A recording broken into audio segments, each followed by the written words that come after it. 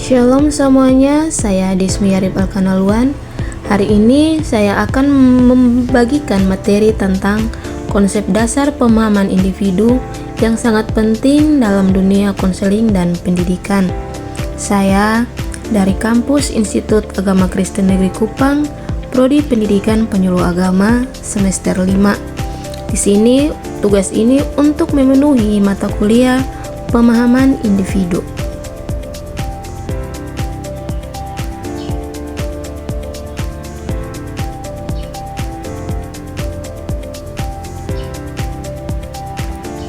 Yang pertama, pengertian pemahaman individu. Pemahaman individu adalah kemampuan mengenal seseorang secara menyeluruh, meliputi aspek fisik, psikis, sosial, dan spiritual, agar dapat memberikan pendekatan yang tepat sesuai karakteristik pribadi individu. Nah, jadi teman-teman, pemahaman individu itu intinya mengenali seseorang, bukan hanya dari luarnya saja, tapi juga dari kepribadian, cara berpikir, dan perasaannya. Yang berikut, tujuan pemahaman individu. Yang pertama, membantu individu memahami potensi dan kelemahannya. Yang kedua, menentukan pendekatan bimbingan yang tepat. Yang ketiga,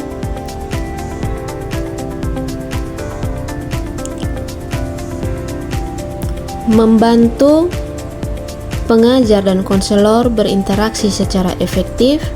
Yang keempat, mendorong perkembangan individu secara optimal.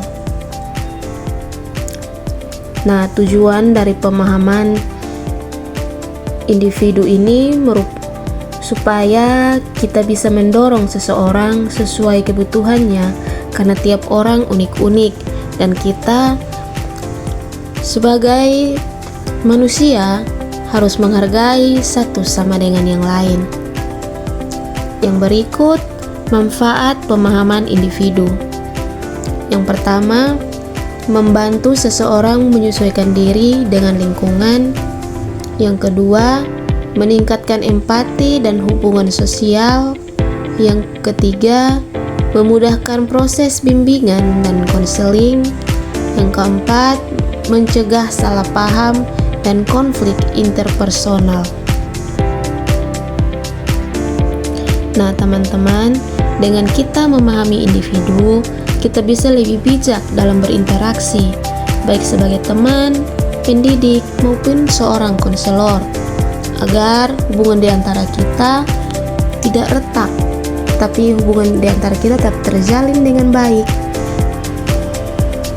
dan saling menghargai satu dengan yang lain. Yang berikut, teknik pemahaman individu. Yang pertama, teknik tes. Teknik tes ada beberapa bagian seperti tes kepribadian, tes minat, tes intelijensi. Yang kedua, teknik non-tes. Itu juga ada beberapa bagian seperti observasi, wawancara, angket, catatan anekdot, dan studi kasus. Nah, dalam kita memahami individu ada teknik tes dan non-tes. Tes itu memakai alat ukur, sedangkan non-tes seperti observasi dan wawancara lebih alami. Yang berikut, aspek-aspek pemahaman individu. Yang pertama, fisik, kondisi tubuh, kesehatan, penampilan psikis, emosi, minat, motivasi. Yang berikut, sosial, hubungan dengan orang lain. Yang berikut, moral, nilai dan etika hidup.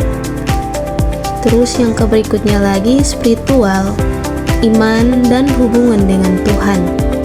Nah, teman-teman, aspek-aspek ini membantu kita memahami manusia secara utuh, tubuh, pikiran, hati dan rohnya.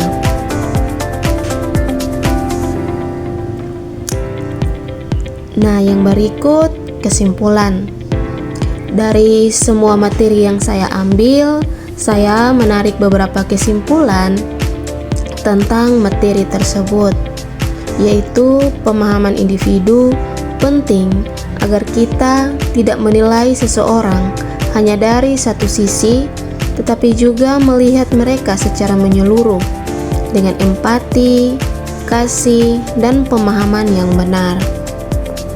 Nah, jadi teman-teman, pemahaman individu menolong kita menjadi pribadi yang lebih peka dan menghargai perbedaan tanpa kita melihat kekurangan dan kelebihan dari seseorang, tapi kita melihat semuanya itu sama-sama di mata Tuhan, karena kita diciptakan sebagai manusia yang mempunyai kelebihan dan kekurangannya masing-masing agar kita saling melengkapi satu dengan yang lain.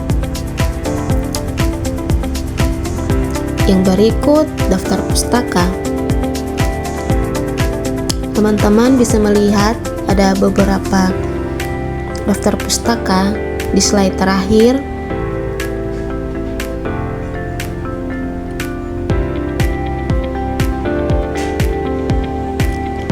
Nah, ini beberapa referensi yang saya gunakan untuk menyusun presentasi tentang pemahaman individu, yaitu dari Winkel WS 1997 tentang bimbingan dan konseling di institusi pendidikan. Kedua,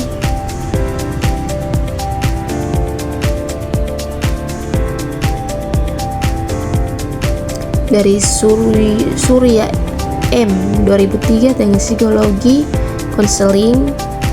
Dan yang terakhir dari Preinto 2010 tentang dasar-dasar bimbingan dan konseling. Nah, mengapa saya mengambil dari beberapa materi tersebut? Karena menurut saya materi ini sangat penting buat kita agar kita saling menghargai satu dengan yang lain tanpa kita melihat kekurangan ataupun kelebihan dari sesama kita.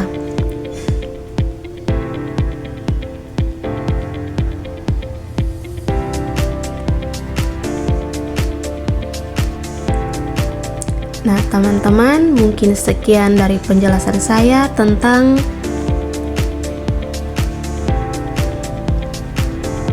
pengertian pemahaman individu.